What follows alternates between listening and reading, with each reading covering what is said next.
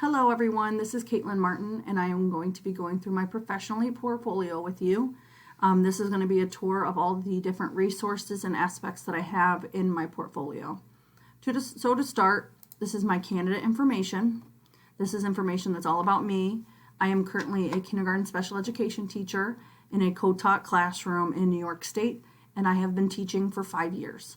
I am very blessed to be in the district I'm in. I love my school, the staff, and everything. My students are great. I'm very blessed. Professional goals is to receive my master's in instructional technology. I'm very excited that I'm due to graduate in May after this class is completed.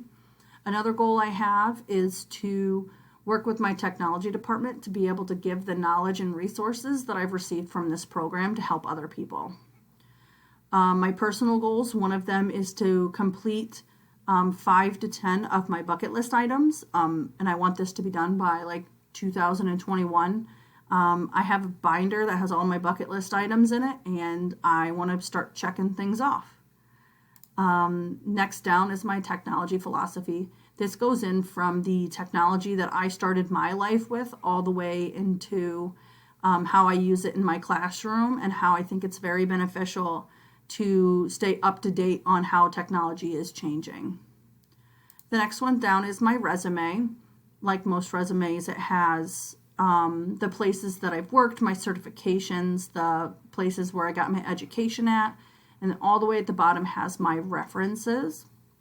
Going into activity evidence, going into my professional development plan. This professional development plan was created to help right away in March, and we did use some of this in my school. Due to the COVID-19 outbreak, we needed to have a week of professional development to help get everybody ready to have all remote learning because our schools are closed.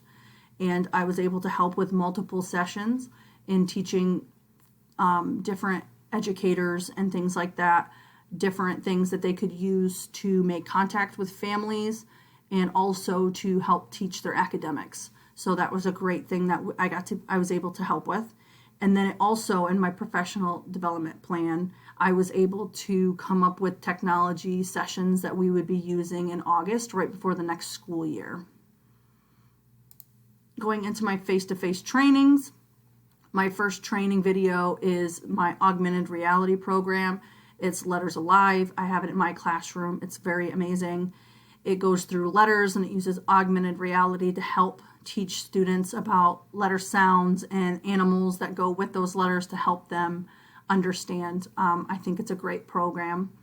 Going into my student-led one, I had students learning about their letters. They were able to have an animal with each letter, and then every time we would show the card, the animal would pop on screen. And it's very interactive, and it helps students a lot with making that connection to their letters. And my last one is something that we did every single day of school, de-stressing and removing anxiety, emotional control, and self-awareness. This is something we do every day. They go through being in school, showing their attendance, picking their lunch, and then if they need a break. Some of my students aren't able to verbally explain how they're feeling. So they're able to go up to the smartboard and say how they are feeling, and they can move their little emoji to what they need. Going into my professional presentations, these are some of the presentations I have created. Critical thinking was for my students, augmented reality was for faculty, and then internet safety was for both. Then going into my articles, I had 3 articles that I did. My favorite one by far was how students with disabilities in secondary inclusion classrooms have 7 different types of technology that can help them with writing. I think it's very beneficial to look into all different ways that you can differentiate information and help your teaching to help all different types of students. And in my extra resources, I have 9 of them.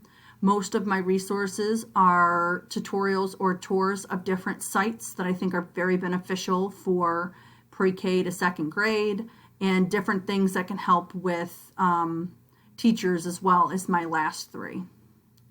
Going into my reports, this is the faculty review form. This will be filled out by my advisor.